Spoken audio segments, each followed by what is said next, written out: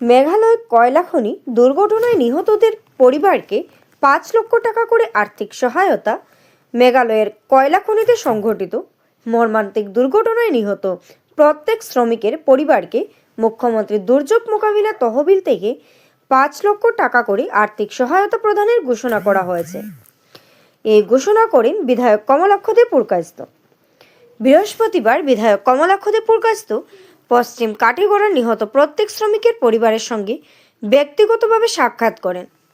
শোকাহত পরিবারগুলোর পাশে দাঁড়িয়ে তিনি গভীর সমবেদনা জ্ঞাপন করেন এবং এই কঠিন সময়ে সরকার সব রকমের সহায়তা নিয়ে পাশে থাকবে বলে আশ্বাস দেন বিধায়ক। ১ সপ্তাহের মধ্যেই নিহতদের পরিবারকে এই আর্থিক সহায়তার অর্থ প্রদান করা হবে। পাশাপাশি তিনি বলেন, দুর্ঘটনায় আহত হয়ে বর্তমানে যারা মেডিকেল কলেজ ও হাসপাতালে চিকিৎসাধীন রয়েছেন তাদের সম্পূর্ণ বিনামূল্যে চিকিৎসা পরিষেবা প্রদান করা হবে। সুসুঙ্গা কেলিয়া পিএস পুলিশ স্টেশনের আন্ডারে আপনার এখানে কয়লার খনিতে যখন মাইনিং হয়েছিল, অর্থাৎ সেখানে ব্লাস্টিং হয় এবং সেই ব্লাস্টিংয়ের আমরা অনেক সময় অনেক জায়গায় শুনি যে ব্লাস্টিং হয় যখন তখন এরকম অনেক জায়গায় ঘটনা হয় এবং সেই ঘটনায় আমরা মর্মাহত। আমরা ভাষায় প্রকাশ করতে আমরা পারছি না যে এই বৃহত্তর অঞ্চল আজকে খেলমা পার্ট 5 রাজেশ্বরপুরের প্রায় একজ্যাক্ট ফিগার আমরা এখন বলতে পারছি না, কিন্তু মৈতুষ বৈষ্ণব, পুরঞ্জন বৈষ্ণব, নিকুঞ্জ বৈষ্ণব, এই 3 জন আরও কয়েকজন ওনাদের প্রাণহানি হয়েছে এবং সেই কথাটা মাননীয় মুখ্যমন্ত্রী শুনতে পারলেন, জানতে পারলেন এবং আমি যখন জানালাম যে সেই কাঠিগড়া সমষ্টির এই কয়জন বিশেষ প্রাণহানি হয়েছে, উনি বললেন যে ওনাদের ঘরে আসার জন্য। আমি ঘরে এমনি আসতেছিলাম, তো বিশেষ করে মাননীয় মুখ্যমন্ত্রী বললে ঘরে আসে মুখ্যমন্ত্রী বিশেষ করে সেটা বলেছেন যে সমবেদনা সেই পরিবারকে জানিয়েছেন, যে পরিবারের প্রতি সমবেদনা, ওনার দুঃখ প্রকাশ করেছেন। কিন্তু সত্যি কথা বলতে গেলে যে কোনো আর্থিক সাহায্য করে এই পরিবারের ক্ষতি আমরা কোনো মতেই আমরা লাঘব করতে আমরা পারবো না। তথাপি মুখ্যমন্ত্রী ঘোষণা করেছেন যে 2-3 দিন বা 4 দিনের ভিতরে যাতে প্রত্যেকটা পরিবারকে এবং প্রত্যেকজনের মাথাপিছু যাতে 5 লক্ষ টাকা করে উনি দেবেন এবং যারা উইন্ডেড হয়েছে প্রত্যেককে মেডিকেল কলেজে যাতে ওদের ট্রিটমেন্ট হয় এবং ওদেরকেও যাতে মাননীয় মুখ্যমন্ত্রীর সঙ্গে কথাবার্তা বলে যাতে ওদেরকে যাতে আর্থিক সাহায্য করা যায়, নিশ্চয়ই আমরা সেই প্রচেষ্টা এবং ওদেরকে আর্থিক সাহায্য করা হবে। এবং বিশেষ করে আমি মনে করি যে এই পরিবারের প্রতি আমাদের যেগুলো পরিবারের এরকম ঘটনা হয়েছে, যে এই যে মর্মান্তিক ঘটনা হয়েছে, এই পরিবারের প্রতি আমাদের শ্রদ্ধা, আমাদের সহযোগিতা, আমাদের সাহায্য যাতে সবসময় যাতে থাকে।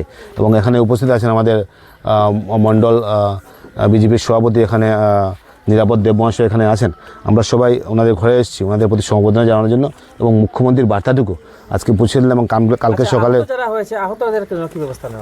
ইতিমধ্যে মাননীয় মুখ্যমন্ত্রী মেডিকেল কলেজে ইনস্ট্রাকশন দিয়েছেন ফ্রি ট্রিটমেন্টের জন্য এবং ব্যক্তিগতভাবে আমি মাননীয় মুখ্যমন্ত্রীর সঙ্গে কথা বলবো যাতে ওদের পরিবারকেও যাতে আর্থিক একজন পৌঁছেছে, আমি জানি একজন পৌঁছে এবং 2 জন পৌঁছে এবং একজন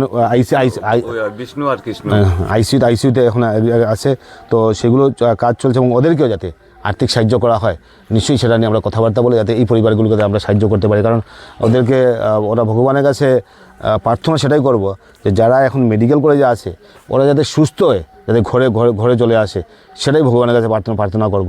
কারণ মানুষ আজকে যুবকরা সেখানে কাজে যাচ্ছে, আজকে এরকম মর্মান্তিক ঘটনা হয়েছে, আমরা ব্যথিত, আমরা মর্মাহত। সামনের দিন যাতে এরকম কোনো ঘটনা না হয় ভগবানের কাছে সেটাই প্রার্থনা করছি।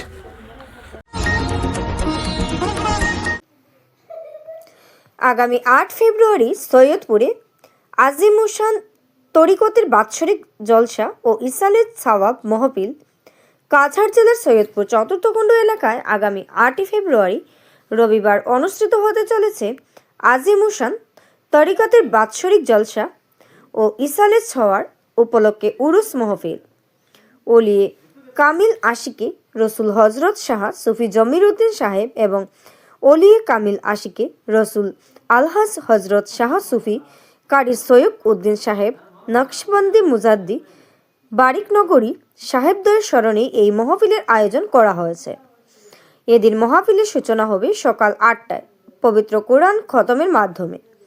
এরপর বিভিন্ন ধর্মীয় কর্মসূচির মধ্য দিয়ে অনুষ্ঠান চলবে বিকাল 4টা পর্যন্ত। মহফিলকে কেন্দ্র করে বর্তমান প্রাঙ্গণে প্যান্ডেল নির্মাণ, আলোকসজ্জা ও অন্যান্য প্রস্তুতিমূলক কাজ জোর কদমে চলছে। আয়োজক কমিটির তত্ত্বাবধানে স্বেচ্ছাসেবকরা দিনরাত পরিশ্রম করে মহফিলকে সুশৃঙ্খল সফল করে তোলার লক্ষ্য কাজ চালিয়ে যাচ্ছেন। এছাড়াও দেশের বিভিন্ন প্রান্ত থেকে আগত বিশিষ্ট উলামায়ে খোরাম ও সুফিয়ানে এজাম মহফিলে উপস্থিত থেকে ওয়াজ ও নসিহত পেশ করবেন বলে জানা গেছে। এ উপলক্ষে সাহেব বাড়ির পক্ষ থেকে শুক্রবার এক সাংবাদিক সম্মেলনের মাধ্যমে ধর্মপ্রাণ মুসলিমদের উক্ত মহফিলে উপস্থিত থেকে দোয়া ও ইসালের সওয়াবে শরিক হওয়ার জন্য বিশেষভাবে আহ্বান জানানো হয়েছে। আসসালামু আলাইকুম ওয়া রাহমাতুল্লাহি ওয়া বারাকাতুহু। বিরাদারান ইসলাম, আগামী রবিবার অর্থাৎ 8 ফেব্রুয়ারি 2026 ইংরেজি হজরত কিবলা কাবা মৌলানা মুর্শিদুনা সুফি জমিরুদ্দিন রহমতুল্লাহি তাআলা আলাইহি এবং ওনার ছেলে হজরত কিবলা কাবা মৌলানা মুর্শিদুনা খারিজ সৈফুদ্দিন সাহাব রহমতুল্লাহি তাআলা আলাইহি সাহাবদ্বয়ের উরুস মাহফিলের এবং ইসালে সওয়াবের আয়োজন করা হয়েছে। উক্ত নেক মাহফিলে সাহেব বাড়ির পক্ষ থেকে আপনাদের সবাইকে আমন্ত্রণ এবং দাওয়াত দেওয়া হইতেছে। আপনারা সবাই এই নেক মাহফিলে উপস্থিত থাকিয়া মাহফিলকে রৌনক বৃদ্ধি করে এবং দিন ও আখিরাতের অশেষ সওয়াব অর্জন করুন। সকাল 8 ঘটিকা হইতে বিকাল 4 ঘটিকা পর্যন্ত হবে বিভিন্ন কার্য রয়েছে। এর মধ্যে কুরআন তিলাওয়াতের মধ্যে দিয়ে আরম্ভ হবে এবং মিলাদ মাহফিলের দ্বারা এবং তরিকতের খতম দ্বারা এই প্রোগ্রাম উরুস মাহফিল সমাপ্তি করা হবে। আবার আমি আপনাদেরকে এই নেক মাহফিলে উপস্থিত থাকার জন্য দাওয়াত দিতেছি। আসসালামু আলাইকুম ওয়া রাহমাতুল্লাহি ওয়া বারাকাতুহু। রামকৃষ্ণনগর বিধানসভা কেন্দ্রের অন্তর্গত গান্ধীনগর গ্রাম পঞ্চায়েত এলাকায় নয়া দাস গ্রামে এক হৃদয় বিদারক ও নৃশংস ঘটনার সাক্ষী থাকল সমাজ। আজ সকালে একটি নির্জন টিলাভূমিতে একটি বস্তার ভেতরে সদ্যজাত শিশুর নিথর দেহ উদ্ধার হয়েছে। আরও ভয়ঙ্কর বিষয়, শিশুটির গলায় দড়ি পেঁচানো অবস্থায় মরদেহটি পাওয়া গেছে। খবর পেয়ে কালীবাড়ি থানার পুলিশ ঘটনাস্থলে পৌঁছে দেহ উদ্ধার করে ময়নাতদন্তের জন্য পাঠিয়েছে। জেলা প্রশাসনের ঊর্ধ্বতন কর্তৃপক্ষ ঘটনাস্থলে পৌঁছে তদন্ত শুরু করেছেন। এই ঘটনায় এলাকা জুড়ে তীব্র আতঙ্ক ও ক্ষোভের সৃষ্টি করেছে। কারা এই নির্মমতার সঙ্গে জড়িত সেই প্রশ্ন এখনও গোটা এলাকা স্তব্ধ। শিশুটির গলায় দড়ি পেঁচানো ছিল খুনের আশঙ্কা। কালীবাড়ি থানার পুলিশ তদন্ত শুরু করেছে। দোষীদের দৃষ্টান্তমূলক শাস্তির দাবি এলাকাবাসীর। মানবতা কি এখানেই থেমে গেল, প্রশ্ন উঠেছে। সকালবেলা যখন স্নান করিয়া দোকানে যেতাম তখন হঠাৎ করে আমার কাছে ফোন গেছে যে চুলার মধ্যে একটা দেবশিশু পাওয়া গেছে মৃত অবস্থায়। তখন মানে ফার্স্ট যে জায়গাতে পাওয়া গেছে তার পাশের বাড়ি একজন আমার ফোন করছে। তারা যে গেলাম যে কে দেখছে, এটা বলে টিলার মধ্যে জঙ্গল কাটতে গেছিল মানুষ, এরাই দেখছে দেখে আমরা হয়েছে। তখন আমি সঙ্গে সঙ্গে আইসে দেখছি যে ঠিকই আছে, জিনিসটা ঠিক আছে। এরপরে আমি তো সকলের সঙ্গে যোগাযোগ করি, আর আশেপাশে মানুষের সঙ্গে যোগাযোগ করছি, থানাতেও যোগাযোগ করছি। পুলিশ আইছে? পুলিশ এখন মতো আয় নাই, তবে পুলিশের ইনফর্ম করা হয়েছে, আইতেছে। এই ঘটনাটা কয়টার সময় দেখছেন অনুমানিক? আমার কাছে ফোন গেছে অনুমানিক 9:30টার সময়। আচ্ছা, আপনাদের কি ধারণা যে শিশু সদ্যজাত বলতে মানে প্রসব হওয়ার পরে এরকম ঘটনা হয়েছে? এটা নিশ্চয়ই এটা মানে অবৈধ বাচ্চা হইব, কারণ যেহেতু জঙ্গলের ফেলাইছে। যদি বৈধ বাচ্চা হইতো তাহলে নিশ্চয়ই এটা রাখতো। অবৈধ বাচ্চা বলে আর জঙ্গলে ফেলাইছে, তো কোন থেকে কই থেকে এনে ফেলাইছে এটা তো নিজে হইতে পারে না, আমার ধারণা নেই। আচ্ছা আচ্ছা, ছেলে সন্তান না মেয়ে সন্তান এটা চেনা যায়নি? ছেলে সন্তান একদম স্পষ্টভাবে চেনা যায়, এবং অনুমানিক কালকে রাতে এটা ডেলিভারি হয়েছে। গলার মধ্যে রশিও লাগানো হয়েছে, গলায় রশি। সম্ভবত এটা মানে রশি দিয়ে চাপ দিয়ে মারা হয়েছে বাচ্চাটারে। হয়তো গড়ে মারুক বা রাস্তাতে মারুক, চাপ দিয়ে মারিয়া এরপরে কেন ভালো হয়েছে। আপনাদের ধারণা বাচ্চাটার বয়স? বাচ্চাটা বয়স অনুমানিক কালকে রাতে ডেলিভারি হয়েছে, এরকম মনে হয়। এরকম মনে হচ্ছে। আচ্ছা আচ্ছা।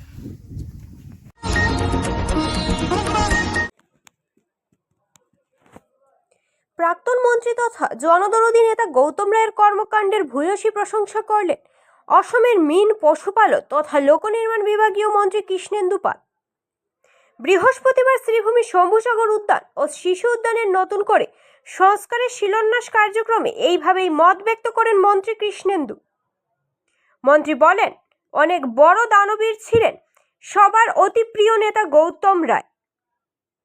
করিমগঞ্জ অর্থাৎ শ্রীভূমি সহ অন্যান্য অঞ্চলেও অনেক কাজ করে গেছেন যা কেউই ভুলতে পারবেন না। তাই কাজ করতে পারলে সবার হৃদয়ে দাগ কাটবে। রাজ্যের মুখ্যমন্ত্রী প্রসঙ্গ নিয়ে মন্ত্রী কৃষ্ণেন্দু বলেন, উন্নয়ন নিয়ে কখনো মুখ্যমন্ত্রী ঢিলেমি দেন না। কি ব্রহ্মপুত্র বা বরাক, বর্তমানে সর্বক্ষেত্রে উন্নয়নের জোয়ার বইছে মুখ্যমন্ত্রীর ইতিবাচক চিন্তাধারার জন্য।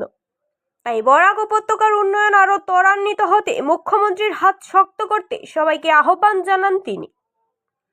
পৌরসভা প্রসঙ্গ টেনে মন্ত্রী এও বলেন, বর্তমানে পৌরপতি, উপপৌরপতি সহ পুর কমিশনার শহর শ্রীভূমি উন্নয়নের জন্য যেভাবে প্রয়াস নিয়েছেন তার জন্য পৌরসভার পুরো পরিবারদের ধন্যবাদ জ্ঞাপন করেন তিনি। শহরকে সুন্দর ও স্বচ্ছ রাখতে জনগণের কর্তব্য রয়েছে বলে অবগত করেন তিনি। শুধু শুধু পৌরসভার দিকে আঙ্গুল তুললে কাজের কাজ কিছু হয় না। বিজেপি আমলের উন্নয়ন প্রসঙ্গ টেনে মন্ত্রী বলেন, উন্নয়নের আরেক নাম বিজেপি। রাজ্যের কর্মতৎপর মুখ্যমন্ত্রী সদা উন্নয়নের কথা চিন্তা করে থাকেন, তাই সর্বক্ষেত্রে উন্নয়নের ঢেউ বইছে। লোকেরা এখন আনন্দ ও উচ্ছ্বাসে দিন অতিবাহিত করছে। 26-এর মহারণ প্রসঙ্গ টেনে তিনি বলেন, যদি 26-এ বিজেপি সরকার ফের গঠন করে তাহলে উন্নয়ন কি লোকেরা হারে হারে উপলব্ধি করতে পারবে। তাই বিজেপি সরকার গঠন করার সবার প্রতি আহ্বান জানান তিনি। নির্বাচনের পূর্বে বরাকবাসীর জন্য কত উপহার রয়েছে তাও উল্লেখ করেন তিনি। রাজ্যের মুখ্যমন্ত্রী হাত খুলে একের পর এক উপহার দিয়ে যাচ্ছেন, যার জন্য করিতকর্মা মুখ্যমন্ত্রীর প্রতি কৃতজ্ঞতা জ্ঞাপন করেন মন্ত্রী কৃষ্ণেন্দু পাল।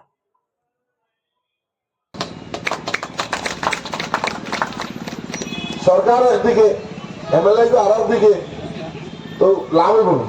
তারপরে তো সিটিয়া সুটিয়া গিয়ে আবার বিজেপি। এবার দেখছেন না আইলা আমাদের 3টা, করিমগঞ্জের 2টা, হ্যাঁ সোনাইয়ের 1টা। ভোট আইলা হিন্দু মুসলিম করলা, ভোট দিলা জিতাইলা, এখন ইনোকে কিতা হতো, ইনো গিয়ে আটু গালা দিয়া খালি বিজেপি জিন্দাবাদ। ডাইরেক্ট বিজেপি করো না, ডেভেলপমেন্ট হইব, ঠিক না? ডেভেলপমেন্ট করতে হইলে বিজেপি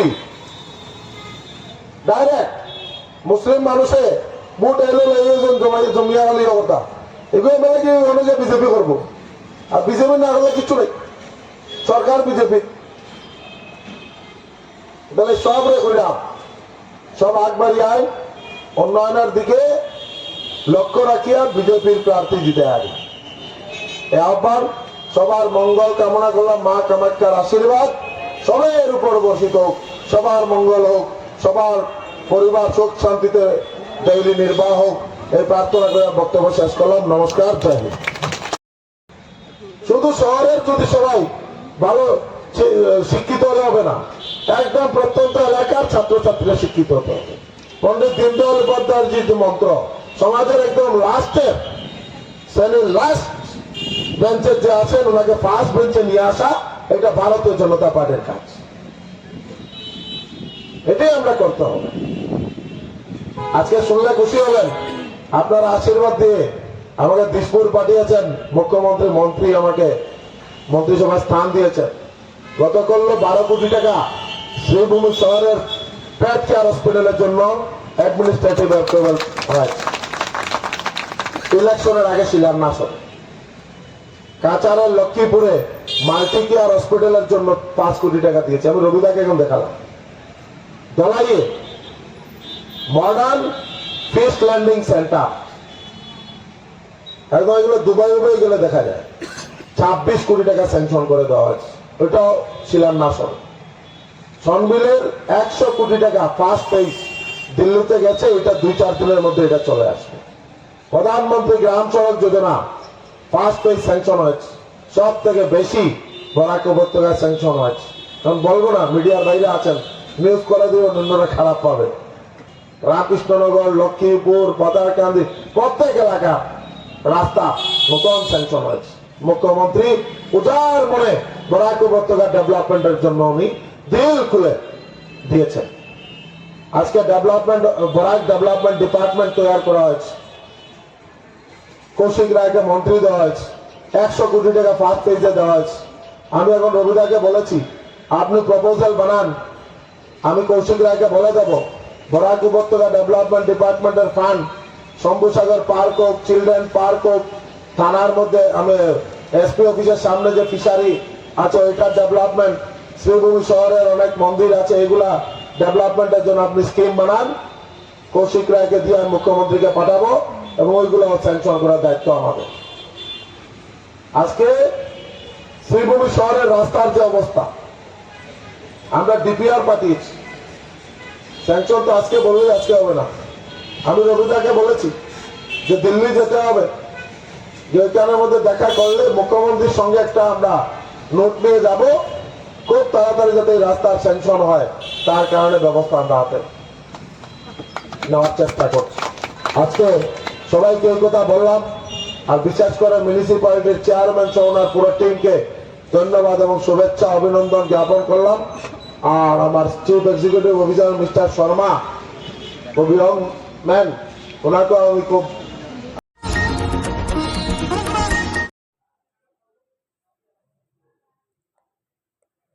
হৃদয় বিদারক ঘটনা এ যেন মেঘালয়ের কয়লা খনিতে ভয়ঙ্কর অগ্নিকাণ্ড সংঘটিত হওয়ায় অকালে প্রাণ গেল অসমের কয়েকজন শ্রমিকের। যেহেতু খনির ভেতরে অগ্নিকাণ্ড ঘটে তাই শ্বাসরুদ্ধ হয়ে বহু শ্রমিক মৃত্যুর কবলে পড়তে পারেন তা আশঙ্কা করা হচ্ছে। এদিকে মৃত্যু তালিকায় অসমের প্রায় 10 জন লোক হলে এরা সবাই বরাক উপত্যকার বলে ধারণা করা হচ্ছে। এদিকে কয়লা খনিতে শ্রমিকদের মৃত্যু ঘটায় প্রত্যেকের পরিবারের শোকের আবহ সৃষ্টি হয়েছে। দুর্ঘটনায় প্রাণ হারিয়েছেন অসমের 10 জন শ্রমিক। মেঘালয়ের তাজকুর সুটাঙ্গা এলাকায় একটি কয়লা খনিতে ভয়াবহ বিস্ফোরণের ঘটনা ঘটে। খনন কাজ চলাকালীন আচমকা বিস্ফোরণ হওয়ার সঙ্গে সঙ্গেই পাহাড়ের একটি বড় অংশ ধসে পড়ে। এতে ঘটনাস্থলেই চাপা পড়ে যান 10 জন শ্রমিক। তাদের সকলের মৃত্যু হয়েছে বলে প্রাথমিকভাবে জানা গেছে। দুর্ঘটনার খবর পেয়ে দ্রুত ঘটনাস্থলের উদ্দেশ্যে রওনা হয় উদ্ধারকারী দল। স্থানীয় প্রশাসন, পুলিশ ও বিপর্যয় মোকাবিলা বাহিনী যৌথভাবে উদ্ধার কাজ চালাচ্ছে। ধসের কারণে উদ্ধার কাজে যথেষ্ট বেগ পেতে হচ্ছে বলে জানা গেছে। নিহত শ্রমিকরা সকলেই অসমের বাসিন্দা বলে সূত্রের খবর। দুর্ঘটনার সঠিক কারণ এখনো স্পষ্ট নয়, তবে খনির ভেতরে গ্যাস জমে বিস্ফোরণ ঘটে থাকতে পারে বলে প্রাথমিকভাবে অনুমান করা হচ্ছে। প্রশাসনের তরফে ঘটনার তদন্ত শুরু হয়েছে। এই মর্মান্তিক ঘটনায় গোটা এলাকায় শোকের ছায়া নেমে এসেছে।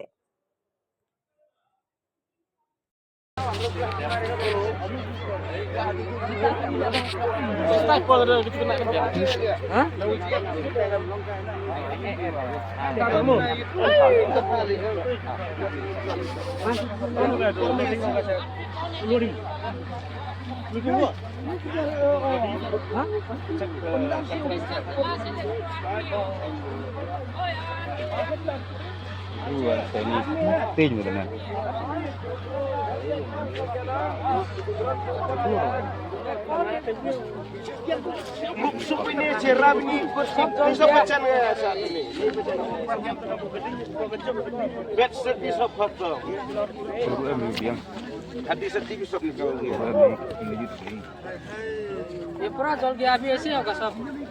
नेपाली हो कि बंगाली हो? पूरा लोडर किधर ना बड़ा आदमी थे। लोडर में हनन मानो जमीन पूरा हिला है, पूरा हिला है। हेलो नहीं नहीं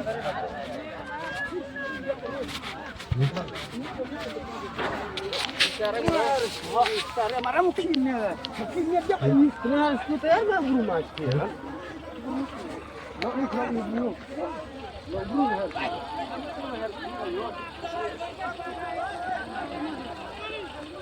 ओ हो गया जी उठ गया।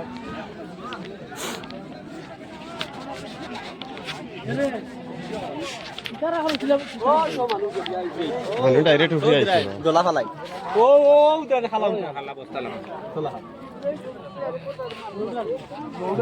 লোটার নাকি জানি জিন্দা হোক দুশো পূর্ণ একটু দরকার কোন আদমি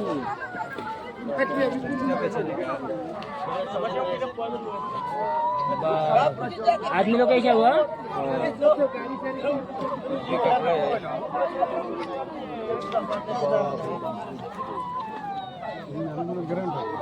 লোটার বলে লোটার লোটার মানে লোটার মানে তো গ্রাউন্ড তো তাপবো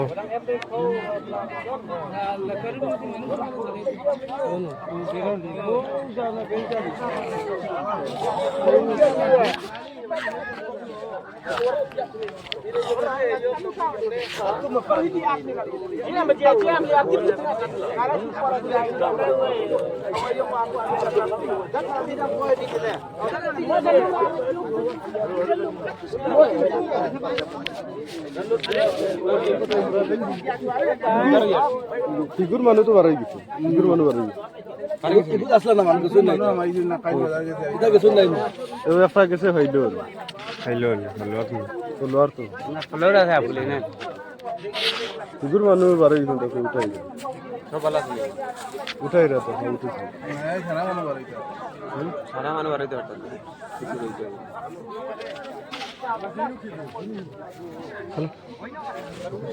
দেখার মতো কিছু নাই ও ভাই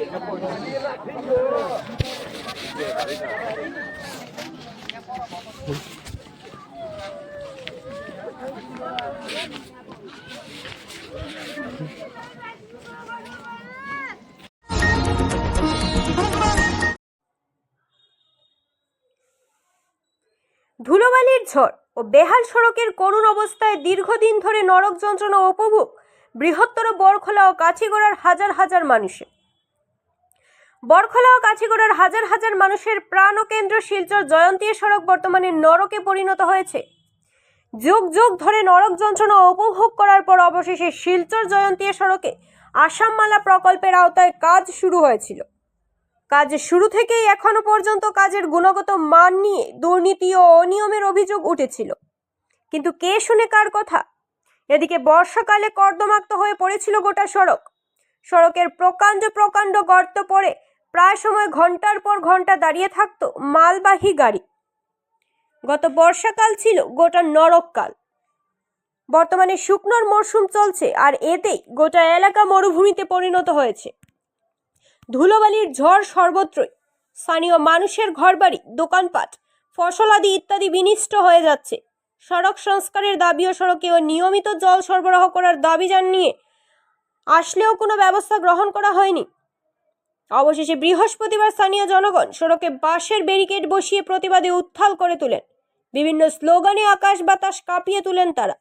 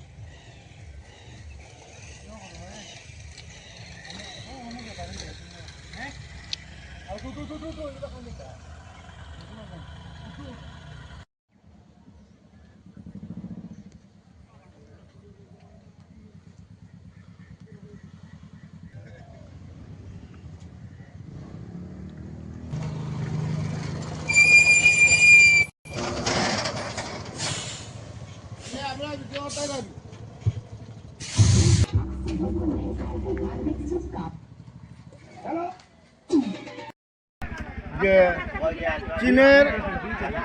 চীনের দুঃখ হুয়াংহু নদী, আর আমরা জলচড়া কাঠিগড়া বরকলার দুঃখ হইল এই শিলচর জয়ন্তীয়া সড়ক। আজকে দীর্ঘদিন থেকে আর আসামমালা নাম দিয়া শিলচর জয়ন্তীয়া সড়কের উপরে যে একটা নৃত্য আরম্ভ হয়েছে, এটা মানে অকল্পনীয়। আমরা প্রত্যেক গত বর্ষা তো এর আগের বর্ষা তো আমরা কষ্ট পাইছি, আগামী দিনেও আমরা এটা কষ্ট পাইনি। যার যে অবস্থা আজকে লাগছে এখানে, মানে আমি এই ব্যাপারে এনভায়রনমেন্ট দপ্তরের সঙ্গে যোগাযোগ করছি। তারাও এনভায়রনমেন্ট দপ্তরেও আমার কাছে আমরা চিঠি আছে, তারা দেখছে, তারা এবং এটার মধ্যে তারা একটা ইয়ে জানাইছিল, তারা ডিসিরাও তারা জানাইছে, ডিসিরা তো আমরা বারবার জানাইছি। আমরা এখন ছেড়ে দেমা কেঁদে বা কী অবস্থায় আছে, আমরা রাস্তা লাগে না, আমরা এখন বাঁচার রাস্তাটা আমরা দেওয়া হোক। আমরা রাস্তা লাগে না, এই ধরনের রাস্তার চেয়ে আমরা বাঁচতাম, আমার বাচ্চা খাচ্ছে। আপনারা যদি আজকে আমি এই প্রচার মাধ্যমে আমি বিভাগীয় কর্মকর্তার আর বিশেষ করে আমি জনপ্রতিনিধির কাছে আমি অনুরোধ রাখি, আর আপনারা চিকিৎসক আনিয়া প্রত্যেকটা বাড়ির আবার বৃদ্ধ বনিতারে আপনারা চেক করেন, দেখবা যে এরা ডাস্ট অ্যালার্জিতে কীভাবে আক্রান্ত। কাছাড় জেলার লক্ষ্মীপুর থানার অধীন টোলেন গ্রাম এলাকায় কাছাড় পুলিশ ও আসাম রাইফেলসের যৌথ উদ্যোগে এক বড়সড় মাদক বিরোধী অভিযান চালানো হয়। গোপন সূত্রের ভিত্তিতে পরিচালিত এই অভিযানে বিপুল পরিমাণ নিষিদ্ধ মাদক উদ্ধার করতে সক্ষম হয় যৌথ বাহিনী। অভিযানকালে উদ্ধার করা হয় প্রায় 1.88 কেজি ওজনের 154টি সাবান কেসে প্যাকেটজাত সন্দেহজনক হেরোইন এবং 10,000টি ইয়াবা ট্যাবলেট। উদ্ধারকৃত মাদকের আনুমানিক বাজার মূল্য প্রায় 14 কোটি টাকা বলে জানা গেছে। এই ঘটনায় জিরিবাম মণিপুর এলাকার বাসিন্দা জেভিএন ভিপে নামের এক ব্যক্তিকে আটক করা হয়েছে। প্রাথমিক তদন্তে পুলিশ জানতে পেরেছে উদ্ধারকৃত মাদক সামগ্রীটি মণিপুর থেকে বরাক নদীপথে পরিবহন করা হচ্ছিল। ঘটনায় প্রয়োজনীয় আইনি ব্যবস্থা গ্রহণ করা হয়েছে। পাশাপাশি এই চক্রের সঙ্গে জড়িত পিছনের ও সামনের সমস্ত যোগসূত্র খতিয়ে দেখতে তদন্ত জোরদার করা হয়েছে বলে জানিয়েছে পুলিশ।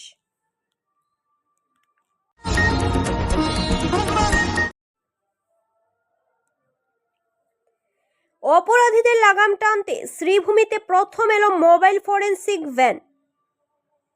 সমাজের যে কোনো অপরাধীদের ধরতে এই অত্যাধুনিক ভ্যান দিয়ে অতি কম সময়ে পুলিশ যে কোনো অপরাধের কিনারা করতে পারবে অতি সহজেই। গুয়াহাটি সিআইডি বিভাগ থেকে শ্রীভূমি পুলিশের হাতে পৌঁছলো এই ভ্যানটি। আজ আনুষ্ঠানিকভাবে এর উদ্বোধন করা হয়। এই ভ্যানটি ন্যাশনাল ফরেনসিক ইউনিভার্সিটি গুজরাটের তৈরি অত্যাধুনিক প্রযুক্তির এই ভ্যান। এই ভ্যান দিয়ে যে কোনো অপরাধের প্রমাণগুলো অতি সহজেই বের করা সম্ভব হবে বলে জানানো হয়েছে।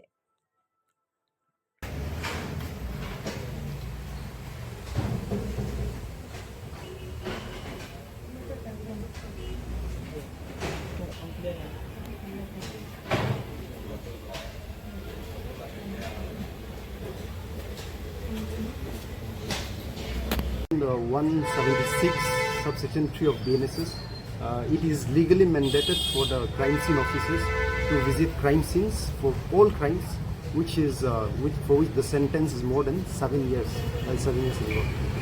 So this particular forensic mobile forensic then will assist the crime scene officers in order to collect the forensic evidence from the crime scene, or more investigation में it will help in the investigation process.